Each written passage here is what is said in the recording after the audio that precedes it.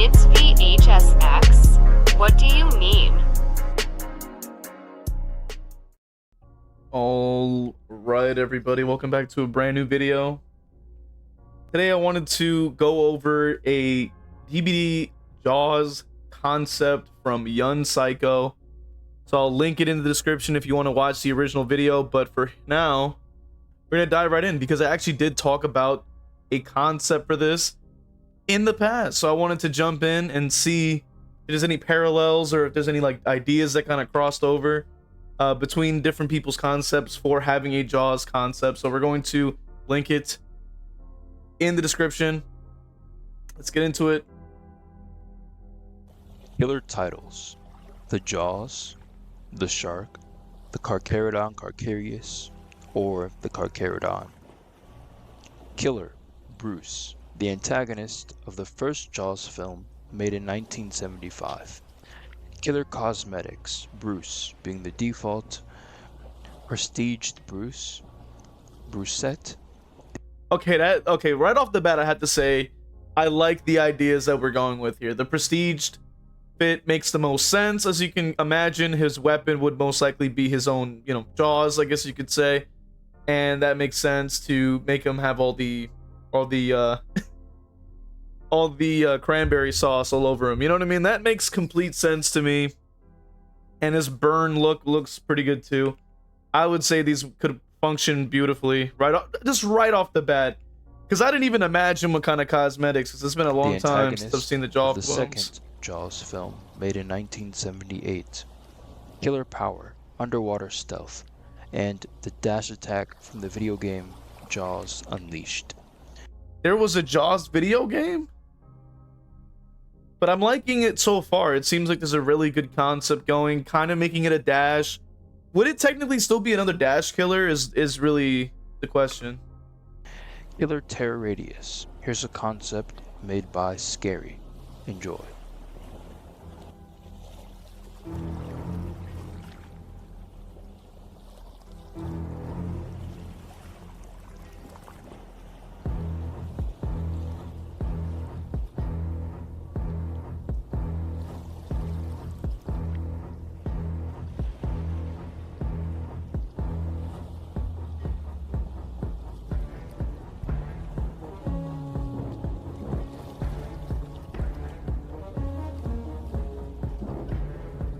So far, I think it sounds incredible. I think that would be a really great way to incorporate the classic Jaws feel straight up, just right in there, in DBD. I think that would fit perfectly. Now, I don't know how it would function in the game, but we have covered a video about this topic before in the past, which will be linked at the end of the video. But for now, we're kind of getting a more advanced look on this, which is pretty cool.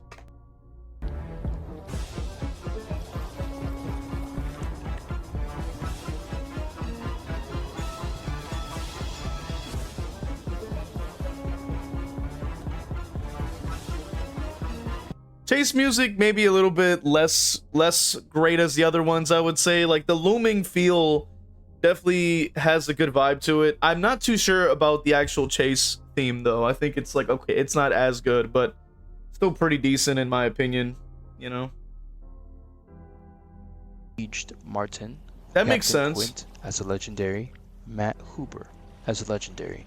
So bringing these guys to the fog would actually make the most sense. They do all appear in the movies and stuff like that. Especially this. Obviously, it would have been it would have been cool if they at least had drawn like a little bit of some red on there to kind of give us a little bit of an idea. But I'm liking this. This looks great. As a legendary map, Amity Island Beach. Charms. Here are a few charms that I immediately thought of.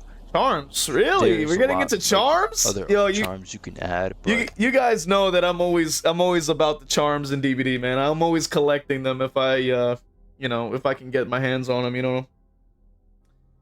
maybe not the survivor ones, because I never really am able to actually use them, because I'm playing as a killer all the time at this point, unfortunately. But hey, it's still cool to see. I want to know what they got. these are like the main ones that immediately popped up for me: shark jaws, shark tooth, yellow barrels, orca boat, no swimming, beach closed sign, orca life ring, Amity Island welcomes you sign, oxygen tank, bait bucket, license plate, anchor, and of course profile pictures and banner. Those are fantastic options, by the way.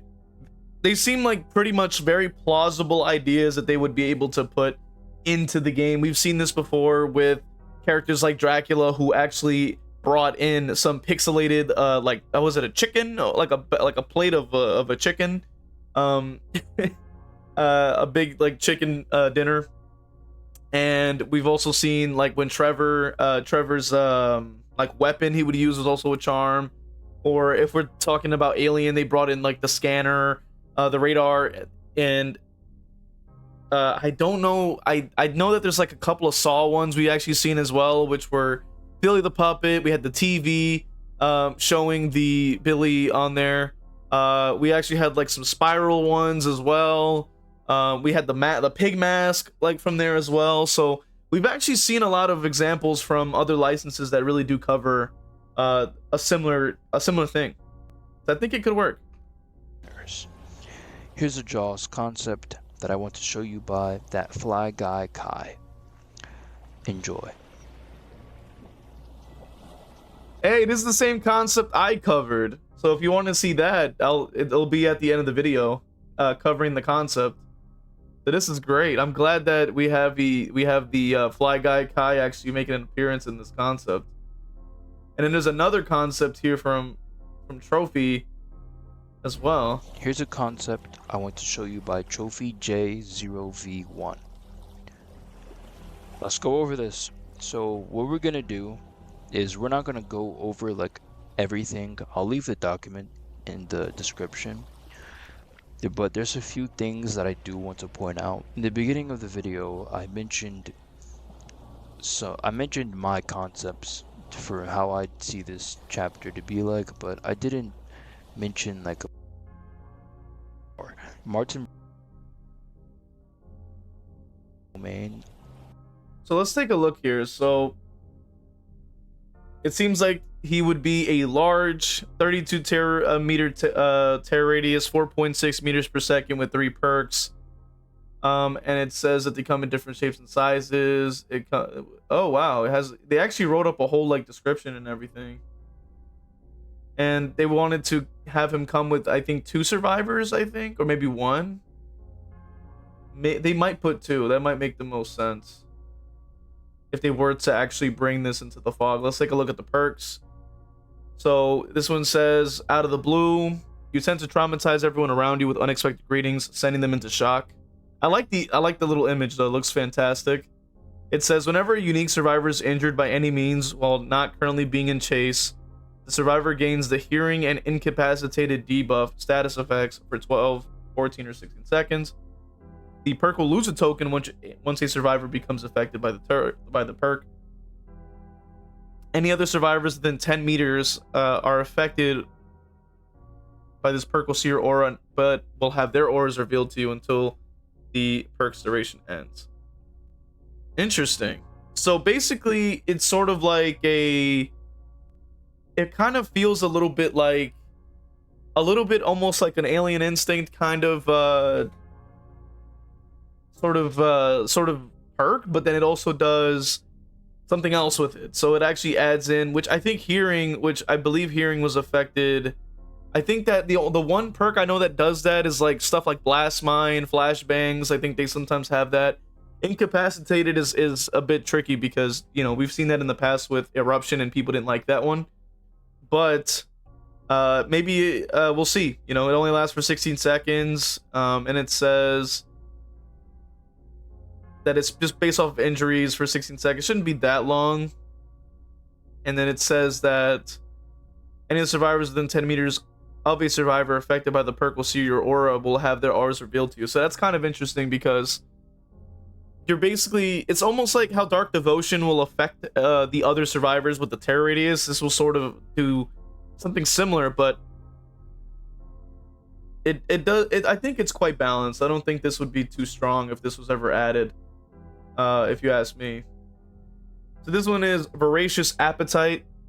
So it says when you're presented with an assortment of snacks for you to munch on, it's your specialty to try everything on the table until you find your preferred treat. That's pretty fun. At the start of the trial, every single survivor becomes an obsession. While any obsession is 20 meters away, or 30 or 40 away from you, they'll trigger a loud noise notification the moment they start running. Anytime you chase an obsession, while there are multiple obsessions in the trial, the obsession will become a regular survivor once the chase ends in any way. And then it says that it pauses while chasing any survivor and goes on a 45-second cooldown anytime a generator is completed. That is an interesting perk. We already have a lot of perks that do give us a lot of the obsession swapping and having different effects. So I wonder how that would interact with other obsession focused perks. Like if you were to I would think that Dark Devotion would do nothing, because if all of the survivors are the obsession, then no one is going to hear the tear radius, you know. So I think that's how that would function. Friends to the End would be interesting as well. Maybe it wouldn't work with any of the obsession perks because there are multiple obsessions, and it would only they'll become regular obsessions after, which it says that it only works I think it says like once or twice, something like that, because it says anytime you chase an obsession while they're multiple, the obsession will become a regular survivor once the chase ends in any way. So it says that it seems like all of them will end up as regular survivors in the long run. So who knows? You know, it is a very interesting concept. I like the idea that we're getting a little bit more like we're kind of getting a little bit wacky with it, I guess you could say, when it comes down to some of this stuff. So that's really cool. So this one says suspenseful approach. So it says at the start of the trial, you gain the undetectable status effect until you begin your first chase with a survivor. After chasing survivors for a total of 180 or 60 seconds, this perk activates. So that's nice. That's an interesting perk. So it says the next time you leave a chase with a survivor without inflicting any harm to them, you will gain the undetectable status once again until you begin another chase with a survivor. That's really cool. That is a really cool perk. I think that would be fantastic to add in the game. I think that would help out a lot of killers that maybe don't really have a lot of lethality, but if you make them stealthy, you can make them a little bit better without having to do any massive changes. That's pretty cool. So now we have some survivor perks. So it says that it allows you to see the aura once they begin their chase with another survivor, as long as the chase continues. And when the killer begins a chase with you for the first time, all survivors will see the killer's aura, and during the chase duration will linger for an extra couple seconds. And it says that it also will increase the duration of your aura reading ability on the killer by 3 seconds. So it's sort of like a lethal pursuer for a survivor, which is interesting. We don't really see that too much. We have the one that is under control, which we're going to take a look at in just a second. So let's take a look.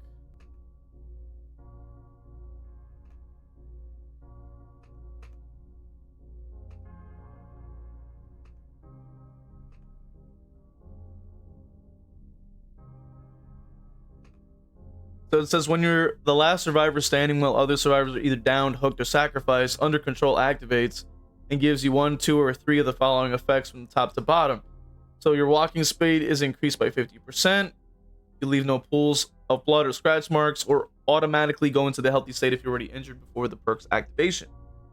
So it kind of feels like a dramaturgy, but it does like other things, which is interesting.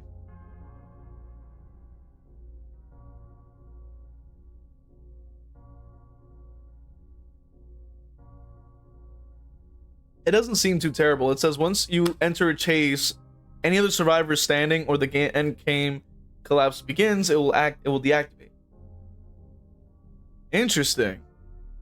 So I can see like there's a lot of ideas here that are pretty nice, and they seem relatively balanced, I would say. Lure away. If the killer decides to leave your chase without downing you and chases another survivor 3 times, this perk activates. When active, and only if you are in obsession, press the active ability button if you're within 10 meters of the killer chasing another survivor and have a clear view of them to shout. Shouting will force you and the killer to stop and look at each other for 3 seconds. During all your chases with the killer as the only obsession in the trial, the following effects occur. You gain the exposed status effect, becoming vulnerable from your heroic action. The killer gains the blindness status effect, being blinded by rage for your stupid action. Other survivors gain 10% haste whenever they are within 20 meters of the killer. Luraway's perk function only activates once, and you must become an obsession to use it. Luraway's perk effects deactivate when you're no longer the obsession, but will reactivate if when you turn into the obsession again. Luraway will not increase or lower your chances of becoming an obsession.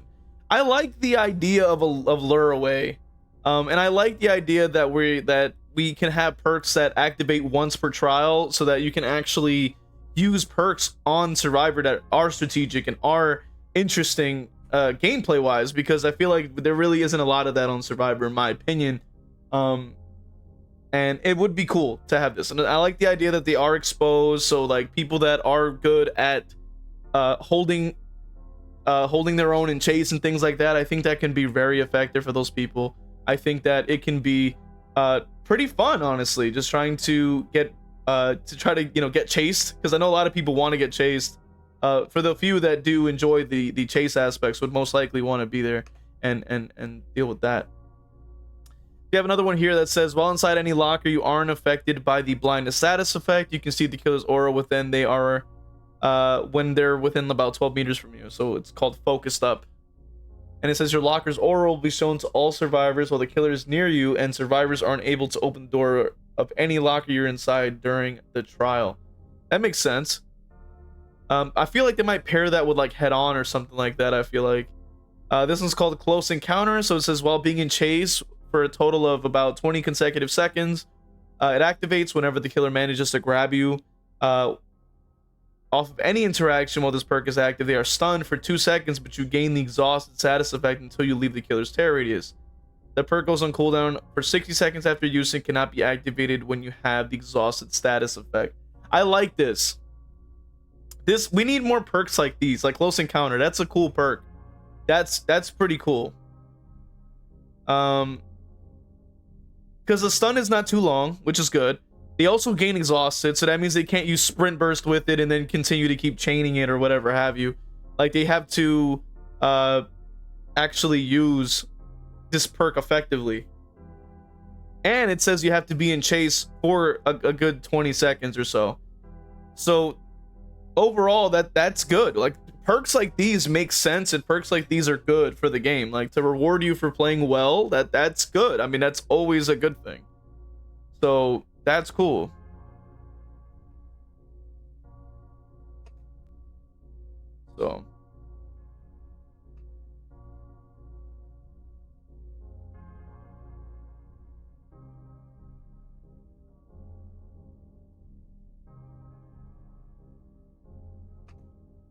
So it says, this one says, when you are within the killer terror radius while not in chase with them for 18 consecutive seconds straight, this perk gains a token up to a maximum of 5. If the perk has at least 1 or more tokens, press the active ability button when handling an item to activate the following. So 1 token says that you'll gain a random common add-on. Then 2 tokens says it'll be an uncommon add-on. 3 says it gives you a rare one for 2 tokens. 4 will give you a very rare for 3, and then 5 will give you the item full charges and 1 random ultra rare, but will consume all tokens. This is good perk design. Why don't we have perks like these? This is good stuff. Like, you actually have, like, you have to think and be able to strategize around your perks with perks like these. These are cool. You know, these are unique and can work well with other perks that exist. I like these concepts. These are really cool. These are really good. I'm liking it. So now they also in the document includes a power and add-on. So I'm actually curious to see what that would be about. But overall, I think this has been pretty good. All right, so now I'm gonna take a look at the power. It says that. Oh, wow. So it says that when they're not chasing, they gain power gauge by 1 per second. And if they start chasing, it actually pauses the power until the chase ends before the power activation. It takes a minute to fully charge the power. It says that you can use your power to flood the map with 3 feet of water, and while the great white will slowly descend into the water's depths.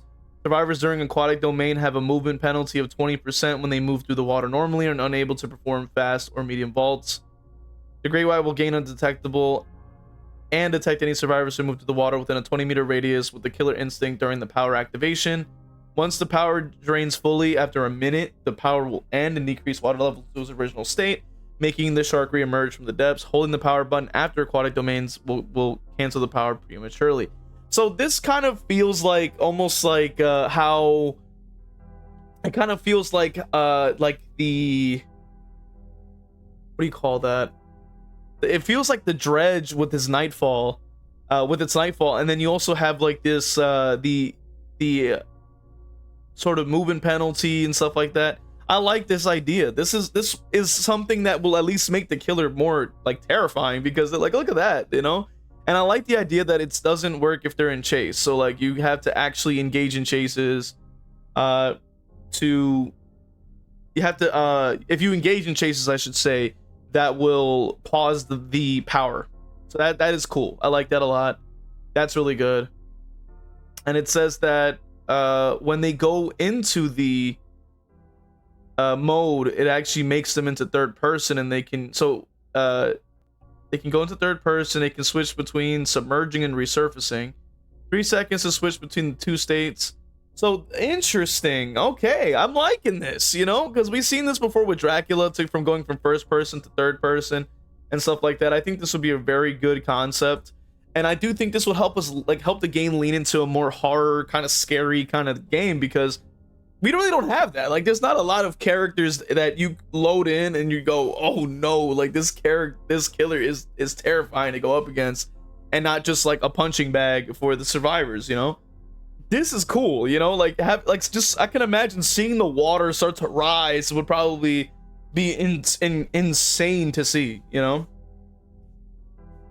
But I like it. I'm liking this. I'm loving the creativity that people are having for just concepts like these. These are so cool. You know, it's really great, and it seems very balanced. I feel like they really have a very balanced mindset when trying to put this together, and I'm a fan, honestly.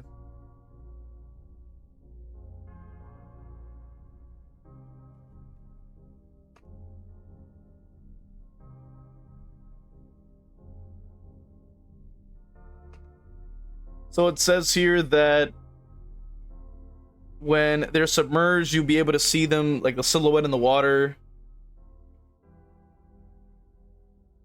but they're not able to see past a 20-meter distance around them, perform any interactions, and can't be stunned or blinded. When resurfaced, the fin is revealed. Their movement is decreased by 5%. Destroy any breakables by holding the attack button. 3 seconds to complete the action. The Great White can cancel destroying breakable by letting go of the attack button, which will not save the progress made. The Great White can still attack survivors while resurfaced, but cannot perform the normal break action until the power ends. That's pretty cool too. So pre-dropping would work against this guy as well, because you can just, they can't break anything. So that will help them be able to hold their own as well. So that does make sense.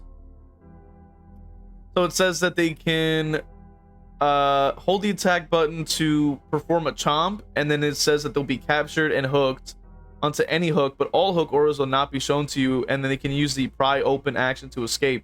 So they're actually, this idea is really interesting. You're actually creating a new hooking sort of form. Like, instead of just like them being eaten or something like that, they grab them, and then you have to look around and try to find a hook, and there's no hook auras, so you have to kind of use your sight and kind of get an idea of where to look.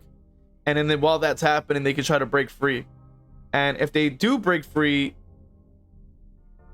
you'll be stunned for 3 seconds. Hey, that's pretty good. I mean, that seems pretty interactive. Like, it's kind of like a Wesker grab. It seems. Well, I guess maybe not, but somewhat like being grabbed by Wesker in a way, where his power activates, you end up getting lifted or something like that, and then you have to try to break free.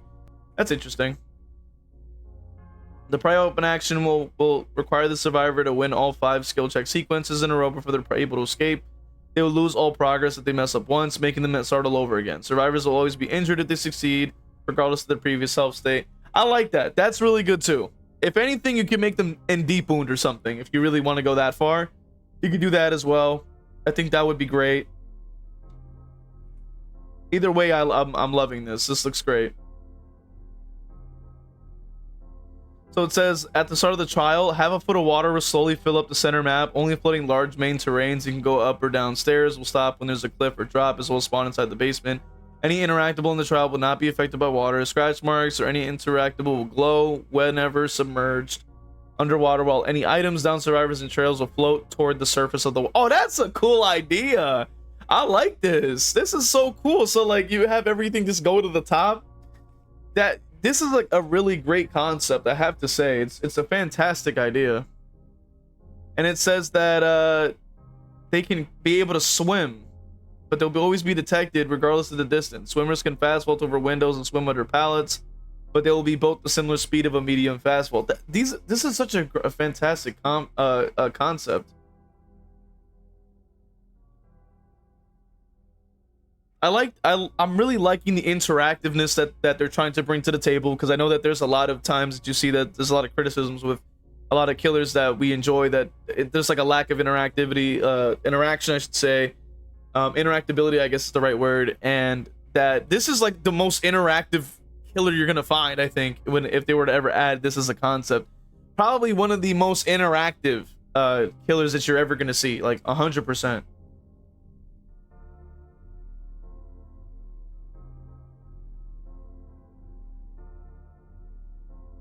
I'm liking the cosmetics as well. We have like the different cosmetics there, as you can see. That's really cool.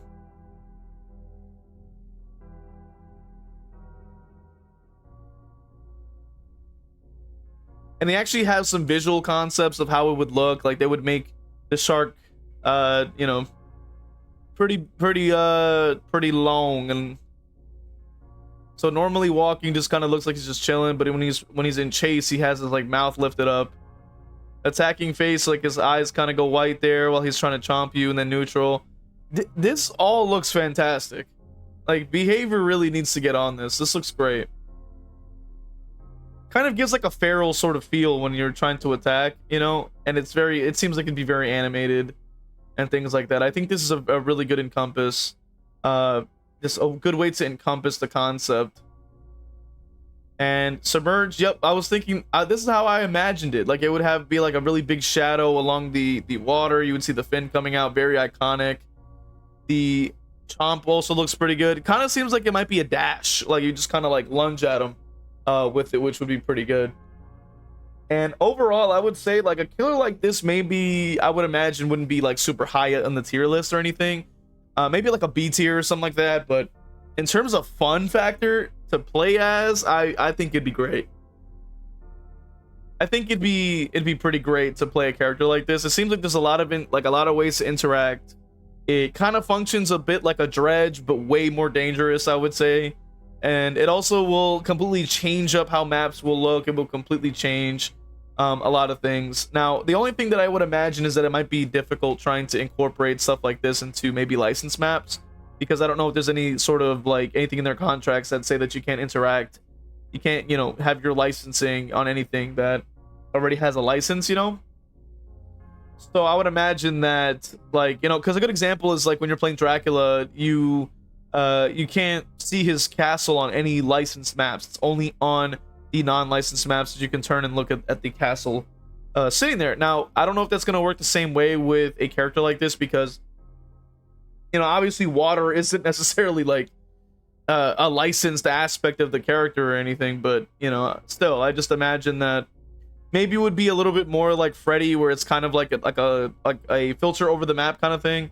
So maybe it could work, but I don't know how it is with the contracts and the rights and things. I feel like it's like they're really ridiculous a lot of the time with the stuff that they have to deal with, especially when we've seen like Myers or Freddy not even getting cosmetics, for example, and stuff like that. I feel like they're just very stingy with things like that. But either way, I'm liking the animation drawings as well. This is how I would have imagined it would look.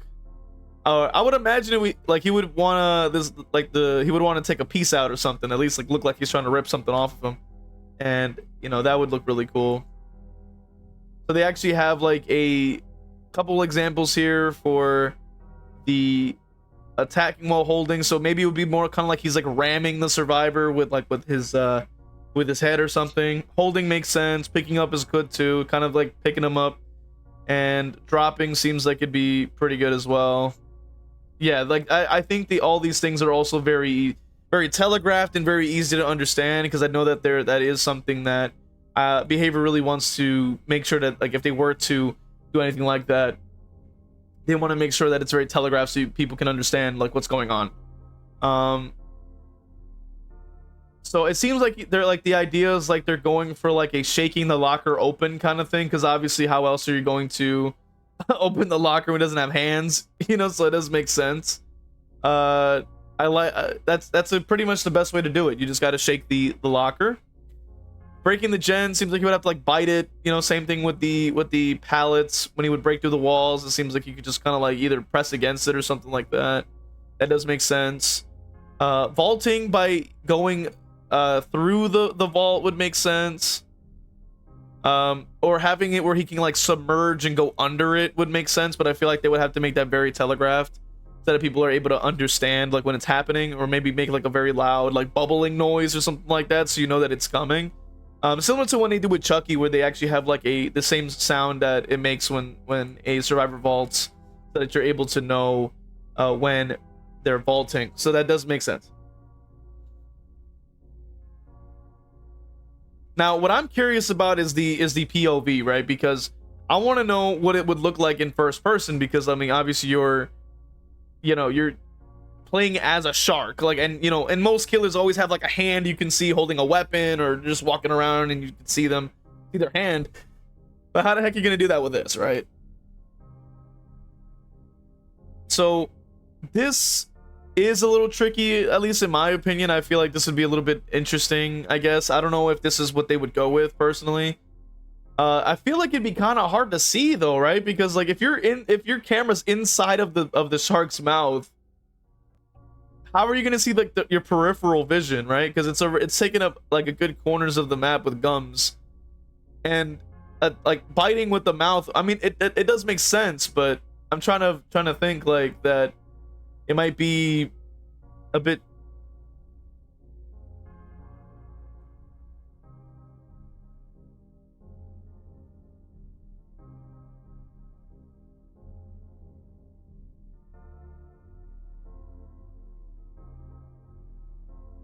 I feel like it'd be a little bit disorienting having to trying to like navigate, like, I mean, which if you're walking, I guess if you're like sort of floating around, I guess the calm state makes sense, but with the mouth kind of covering, I think it could look really cool though, to be honest, but still. And for the okay, so for when you're like submerged, it'll be like kind of like grayed out a lot of the screen, and then you will basically resurface and you'll see like in third person the fin, and then you can see. So okay, now that makes sense. It's kind of very similar to how Dracula can go into third person and first person, kind of swapping between the two. Also, Chucky does something similar when you're pulling people out of lockers or things like that. Very good transitions and stuff like that. And it seems like, yeah, this makes sense, like keeping the water like very low. I imagine it could have like a new sound effects of like splashing the water when you're walking around and stuff like that. I don't think it'd be too hard to incorporate, at least in my perspective. And making it waist tight, yeah, that's cool. That's a really good concept as well. But so far, let me know what you guys think of this concept so far. I think that it works perfectly, in my opinion. I think it would be amazing. Just looking at the concept here.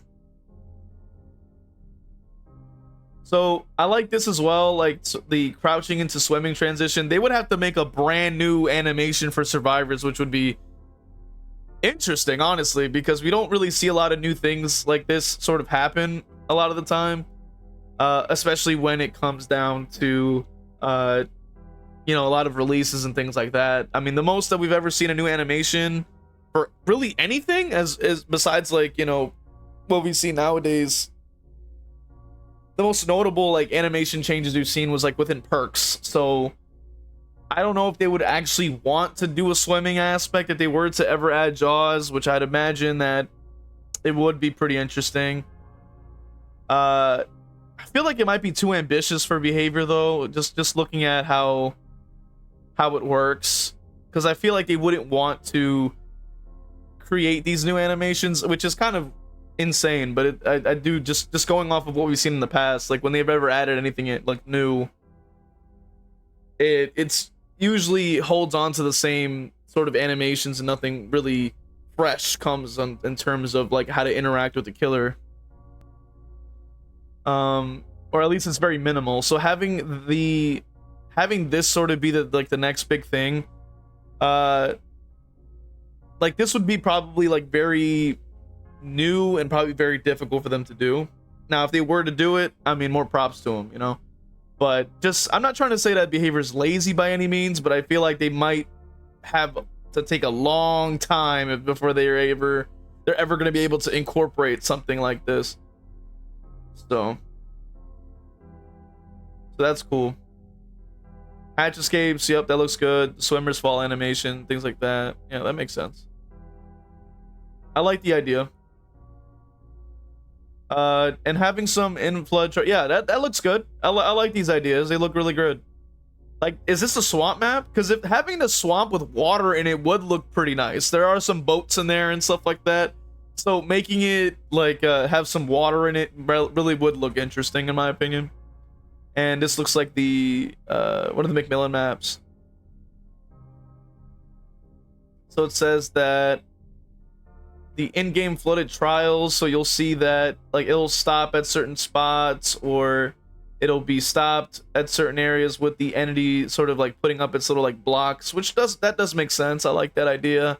Adding a little bit of entity assistance into the power would be very nice. And obviously it can't go through the walls or barriers, go from top to the bottom, you know, in terms of water and stuff like that. That does make a lot of sense. And I can imagine it already, like you kind of have like a waterway, and then you can see kind of like the bamboozle sort of like line, like sticks, I guess you could say, that cross and like block off things, you know. That does make sense. That does make a lot of sense. Or maybe it just doesn't flow, you know, maybe it just sits there, you know. So flooded objects. So if they're like in the dying state, they're like kind of like floating around. If they're standing in the water, it could look like that, and the items can kind of like float to the top, sort of. Submerged objects will not glow, thus will be hidden underwater. And stationary stuff, versatile variables. Interesting. I wonder a cool aspect that I would say that maybe when they do break pallets, you can kind of see like the water. In the water, you can see like the pieces of the wood kind of float up, you know, to kind of show like there was a pallet there. But I don't know, that might be a little bit too ambitious for behavior, unfortunately. But yeah, I mean, we just gotta see, right? We just gotta see. I think having the hook be a fish hook would make the shark made for the shark would be sick. That would actually be insane. But I'm liking this image. This really helps for those of you that maybe, you know, don't see how the image could, like how the concept could work. This is a great way to show these people like, hey, look, this can be a thing if behavior can somehow do it, you know, and it's not just our imagination. That would be great. And it looks cool. I mean, there's already a hook, you know, why not just lean into that aquatic vibe, you know? That would be insane. And in this image is what I was kind of concerned with, even though it looks insane, like it looks incredible.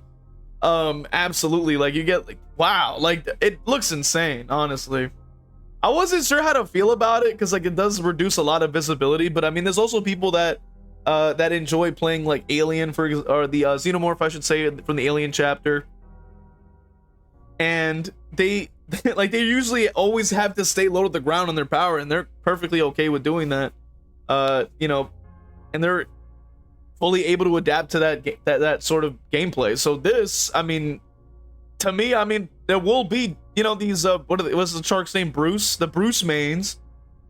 We're able to fully just navigate with these big teeth on your screen the whole time, you know, like that's pretty cool.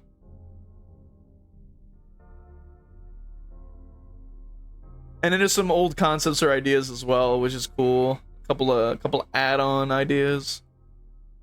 Get the fin kind of. Oh, that's cool. So like if you like selected like had selected him in the lobby screen, not the lobby screen, the title screen when you have him as your killer, you kind of just see the fin just chilling in the little pool. That looks crazy.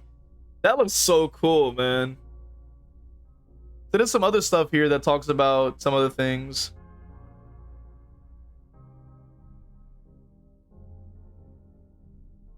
But yeah, that is a good amount, I would say, to talk about. I was yapping for quite some time. There actually is a couple more concepts here from that is continued from Trophy J0v1, and there's also like some theories, and Ninja Gamer 1337 also has a concept in this video. So if you guys want to see the rest of the concept, the rest of the video, check out the original creator who actually compiled all these concepts together.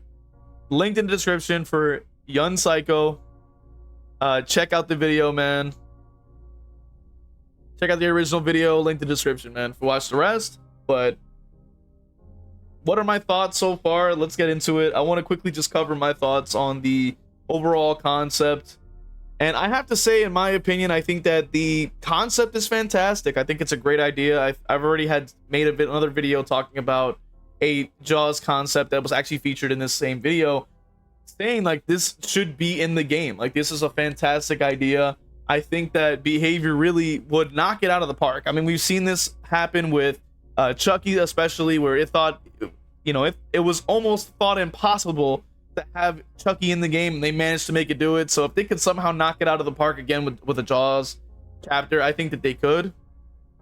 But yeah, let me know what you guys think in the comment section, man. And check out the original video. While you're down there, you can support the channel with the links. Follow on Twitch to watch me play Killer live. And I'll see you guys in the next video.